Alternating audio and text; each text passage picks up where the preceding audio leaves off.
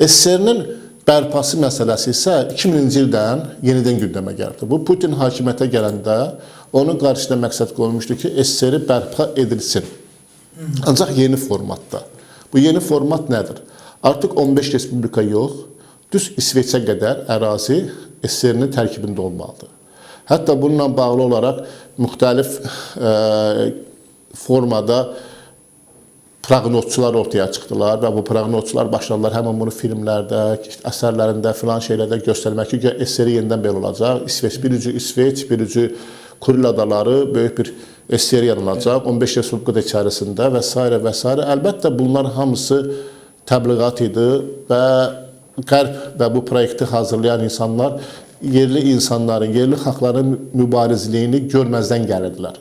Lakin 90-cı illərdə Azərbaycanda təkcə baş verən, Tiflisdə baş verən hadisələr, Pribaltik ölkələrində baş verən hadisələr, Mərkəzi Asiyada baş verən hadisələr göstərdi ki, asanlıqla SSR-nin bərpa etməsi mümkün deyil. Çünki xalqlar mübariz xalqlardılar.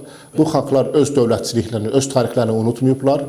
Bu xalqlar öz milli kimliklərini unutmayıblar və bu xalqların azadlıq eşqi daha yüksəkdir. Yəni 70 ildə Stalin dövrümü deyək, Kruşov dövrümü deyək, Lenin dövrümü deyək, bunların xalqların, necə deyərlər, burada regionda yaşayan, bu respublikada yaşayan xalqların psixoloji və sevgi dolu hisslərini ələ ala bilmədilər.